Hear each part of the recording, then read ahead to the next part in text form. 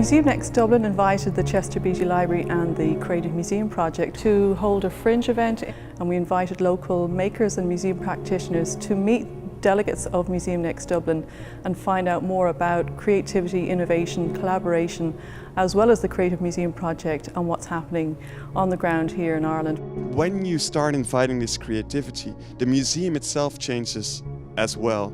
Curators' roles were turned upside down. People who never had any more responsibility than writing text labels all of a sudden turned out to be the world's best storytellers. Creative practices will be presented and illustrated by makers, and the next step of the project would be to experiment and train museum professionals to these creative practices.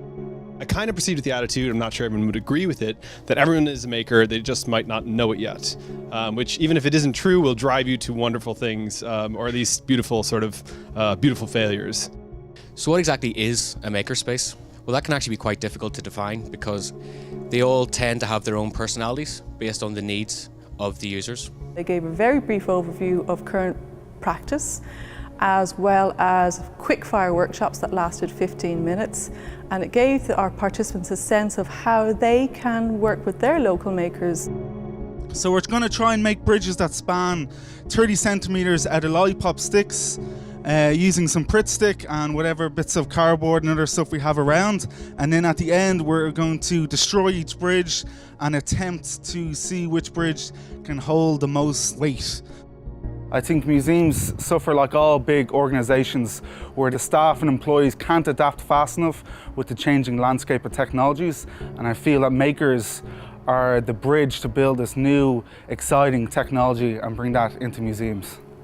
I think the one thing everybody, not just makers, but technologists and content developers and everybody, they're always looking for good source material, something that can inspire them, something that can get the creative juices flowing. And I think museums and galleries have that in spades. So the ideal collaboration is to kind of give people access to that so they can come up with interesting new projects and ideas and collaborations. As creative types of people, what they can do is they can actually reimagine the exhibitions and sort of contents within a museum space. The more we can disseminate information by doing and by seeing and by feeling, I think that's going to have a bigger impact on culture long term, and people start to adopt that information into their own lives. The ideal collaboration is one that has kind of fuzzy boundaries and blends museum, maker, audience, producer, contributor, and is maybe a bit free form. I'd love there to be some sort of a residency where you have a series of spaces where you can have rotating makers maybe stay in a particular museum and absorb what kind of vibe that particular museum has or what it is that they want to push or encourage,